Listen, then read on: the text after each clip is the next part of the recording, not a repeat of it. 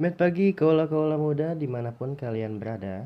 Di video kali ini Om Ogut bakal review film inspiratif dan memotivasi buat viewers kaula muda sekalian.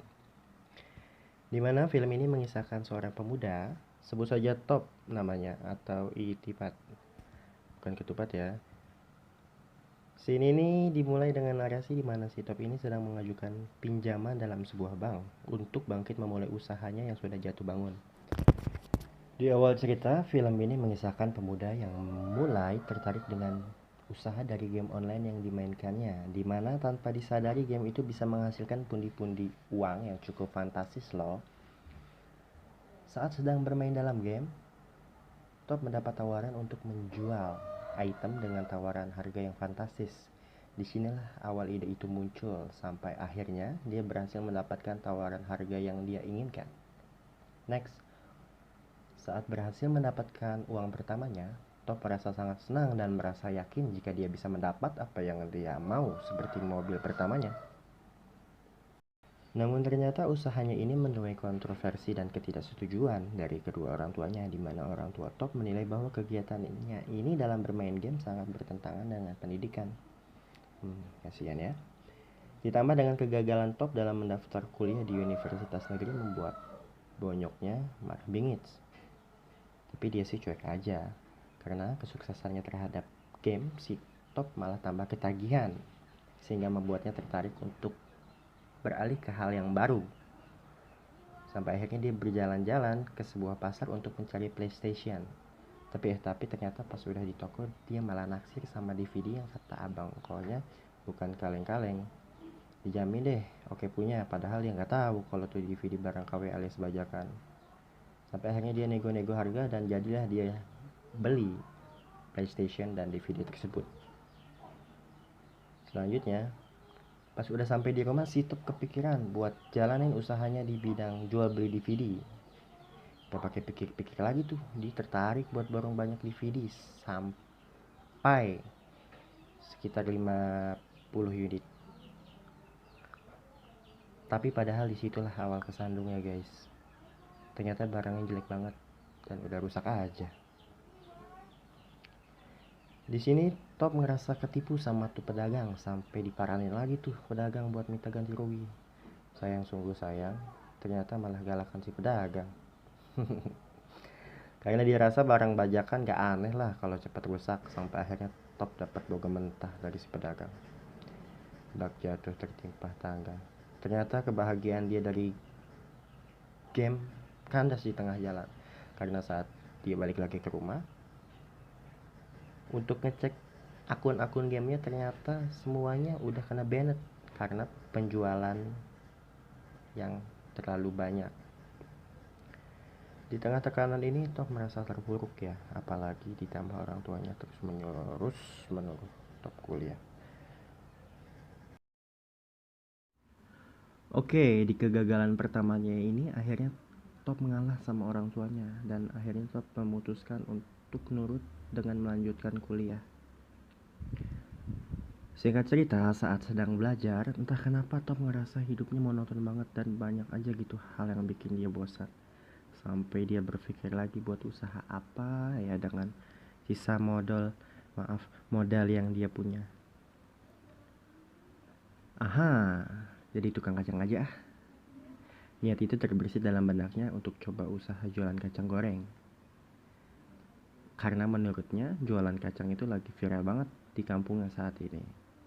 Sampai satu saat dia jalan-jalan ke mall dan nemuin mesin yang katanya cukup canggih buat jualan kacang goreng dengan harga yang cukup fantastis. Akhirnya dia termakan omongan sales tersebut. Top merasa yakin banget di sini dan mutusin buat sewa tuh alat buat jalanin usahanya. Saat Top pulang ke rumah, maksud hati mau nunjukin ke orang tuanya, ternyata si bapake yang juga seorang bisnismen terkejut terheran-heran dengan harga yang dibayar Top buat sebuah mesin pembuat kacang, yang padahal menurut bapake mesin begini di pasaran harganya nggak semahal itu nak. Oke langsung aja, gue nggak ngambil pusing lagi, kata si Top.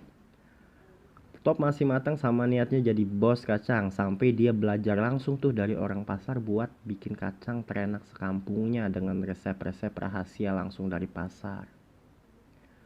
Usahanya membuahkan hasil, hingga dia bisa dapetin resep rahasia kacang terenak dan maknyus katanya. Jujur gue sih belum pernah nyobain. Mulailah anak muda ini mencoba mencari lokasi buat jualan dengan melakukan buka lapak dari awal lapaknya sepi nih sampai akhirnya laris manis sampai sekarang.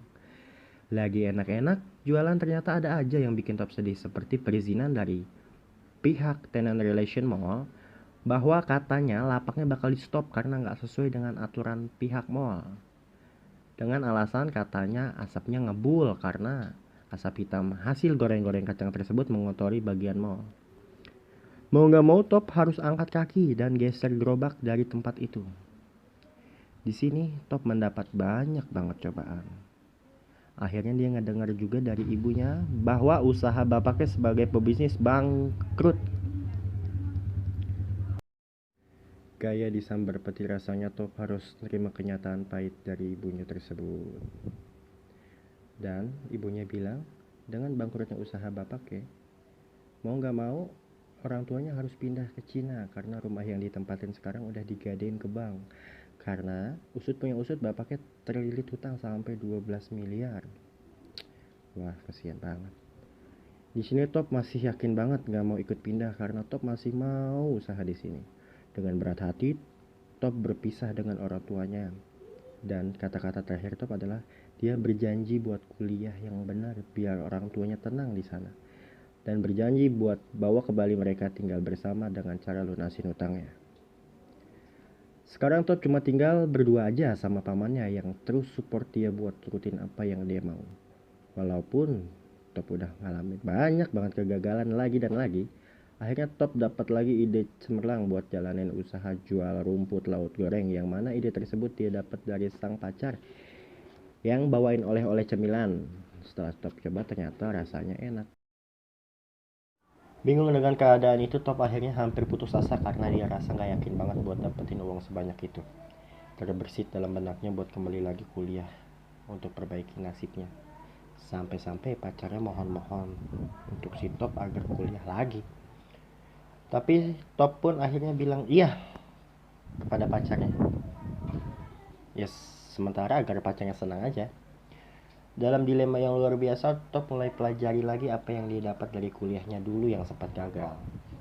Top coba lagi dengerin lagi materi yang diajarin dosennya. Oh iya, just for info, Top memang punya kebiasaan dari dulu merekam semua materi pembelajarannya dengan bantuan temennya yang baik hati. Karena dulu Top malas banget buat kuliah karena dia lagi giat-giatnya untuk usaha. Ternyata ada untungnya juga ya, saat lagi kayak gini Top masih bisa dengerin lagi pelajaran yang udah lama diabaikan. Dan materi tersebut pas banget untuk membuat Top memahami tentang teknik pemasaran dan membangun hubungan baik dengan pelanggan. Setelah mendapatkan desain yang dia inginkan, akhirnya Top gak bosan-bosan lagi buat datengin Nyonya Poo selaku kepala bagian pemasaran dari 7-Eleven. Dengan rasa penuh semangat, Top menunggu gimana caranya bisa ketemu Nyonya Poo, yang kata resepsionisnya harap menunggu karena Nyonya Poo sedang rapat. Bosan menunggu berjam-jam, Top pun akhirnya kesal karena seakan gak dihargai. Akhirnya Top pulang lagi dengan membawa sampel produknya itu.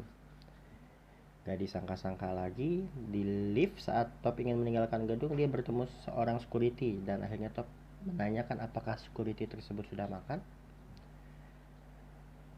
Karena Top udah gak bersemangat di situ, akhirnya dia berikanlah semua sampel produknya itu kepada security tersebut. Tapi disinilah awal dari keberuntungan itu, guys.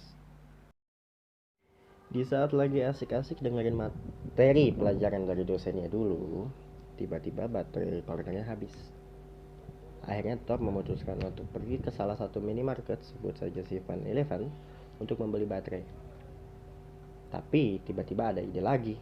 Saat dia pergi ke minimarket tersebut, dia berpikir bagaimana caranya agar produknya bisa dijual di minimarket tersebut. Wah, brilian banget ya anak. Top berkali-kali mencoba datangin kantor 7-Eleven di daerahnya, dengan harapan bisa lolos dan disetujui.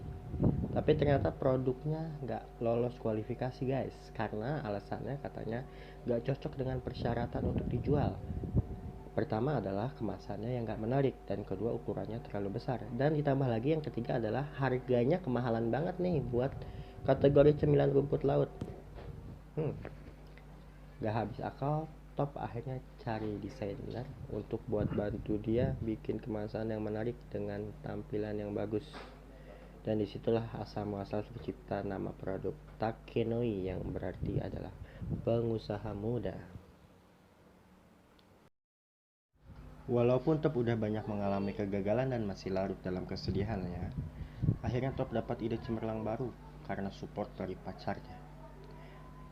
Top kepikiran buat usaha jual rumput laut goreng, yang mana ide tersebut dia dapat dari sang pacar yang bawain oleh-oleh cemilan yang ternyata enak menurutnya. Setelah dia amati, dia lihat dulu, akhirnya dia mulai lagi dengan keyakinan bahwa dia bisa bangkit dari kegagalan sebelumnya. Dengan modal yang udah menipis, Top harus pinter putar otak buat dapat tambahan modal jalanin bisnis ini. Sampai mau gak mau dia rela buat menggadai liontin atau dia sebut sebagai jimat milik bapaknya yang ternyata harganya cukup mahal karena terbuat dari emas. Setelah mendapatkan modal, dibantu oleh pamannya yang setia, Top mulai coba buat dapetin cara bikin rumput laut goreng itu dengan ribuan kali kegagalan, sampai bikin pamannya sakit karena kecapean loh guys. Kesian ya. Di situ Top merasa jadi anak yang gak berguna banget saat itu. Tapi Top selalu yakin bahwa Dewi Keberuntungan selalu datang dalam mimpinya. Di tengah pamannya yang sedang sakit, Top berusaha sendiri buat cari tahu gimana sih bikin rasa rumput laut yang enak, sampai akhirnya di titik akhir kegagalan, Top coba dengan bahan terakhir yang dia punya. Ternyata bahan itu adalah bahan yang kelewat untuk Top proses, jadi lama tersimpan dan terkena air hujan. Tapi ternyata disitulah dia bisa tahu cara dapetin resep yang enak. Kemudian Top membuktikan ke pamannya yang masih terbaring di rumah sakit dengan membawa sampel hasil buatan Top. Dan ternyata pamannya bilang enak loh guys. Cahaya dalam kegelapan. Ya, seperti itulah ungkapan yang pas untuk keadaan saat ini. Akhirnya Top coba pasarin lagi dan jualan lagi hasil rumput laut itu dengan dagang di lapak yang dulu bekas Top jualan kacang. Ya, namanya usaha pasti ada aja halangannya. Di sini Top mendapat perizinan karena memang usahanya ini berbeda dengan usaha sebelumnya karena tidak menimbulkan polusi dan asap tebal. Tapi di sini Top lemah dalam segi pemasaran. Sedangkan Top punya mimpi besar buat dapetin keuntungan per tahun yang besar untuk dapat lunasin utang ayahnya dan bawa kembali orang tuanya tinggal bersama lagi. Setelah mendapatkan tempatnya, Top dan pamannya mulai merenovasi tempat tersebut. Dengan hanya sisa sedikit tabungan yang mereka miliki, Top dan pamannya mampu menyulap tempat tersebut untuk dijadikan pabrik pertamanya dan memiliki beberapa karyawan. Singkat cerita, hingga saat hari itu pun tiba, Nyonya Po dan pihak manajemen datang untuk mengevaluasi dan mensurvei pabrik milik Top. Rasa cemas dan penuh harap pun menghampiri Top karena Top berpikir hari itulah hari penentuan di mana menentukan kesuksesan Top di masa yang akan datang. Setelah banyak melihat-lihat, akhirnya pihak manajemen dan Nyonya Po memberikan tanggapan. Namun harapan tak sesuai kenyataan. Nyonya Po memberikan tanggapan yang kurang baik. Menurut Nyonya Po, pabrik Top masih sangat jauh dengan standar keamanan dan kebersihan pangan. Mendengar hal itu, Paman Top berniat untuk menyogok pihak manajemen agar proses survei berjalan dengan lancar. Namun Top melarangnya karena Top masih teringat kata-kata orang tuanya dulu untuk selalu jujur apapun itu yang terjadi. Akhirnya pamannya pun mengerti akan hal tersebut. Walaupun menuai respon yang sangat negatif dari pihak manajemen, Nyonya Po berjanji akan memberi kabar selanjutnya dan akan mengevaluasi ulang hasil kunjungannya hari ini. Top diminta untuk menunggu kabar selanjutnya selama beberapa hari. Hari demi hari berlalu, akhirnya kabar itu pun datang. Ternyata pabrik top dinyatakan lolos seleksi.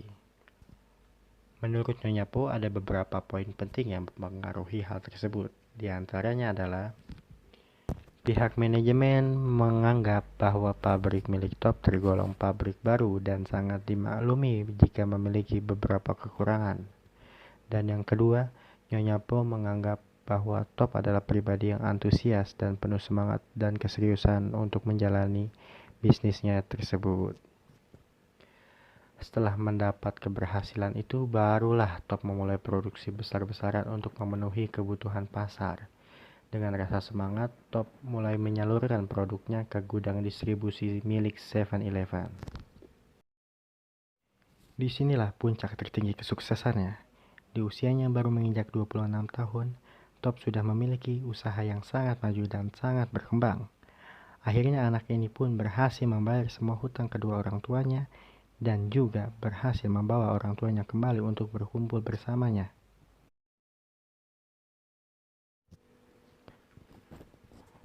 Jangan lupa kasih komennya agar channel ini bisa berkembang lagi jadi yang lebih baik. Bisa juga dengan subscribe dan kasih jempol-jempolnya. Boleh juga tuh diaktifin loncengnya biar terus dapat notifikasi update terbaru mengenai review film dari channel Om Ogut. See you. Bye-bye. Pesan-pesan positif yang dapat Om Ogut sampaikan kepada kaula-kaula muda sekalian adalah tetaplah berusaha, tetap semangat. Jangan menyerah dengan keadaan, teruslah bermimpi. Berjuang demi keinginan dan cita-citamu. Di setiap perjalananmu pasti akan selalu ada kerikil tajam. Maka dari itu, jangan pernah menyerah. No pain, no gain.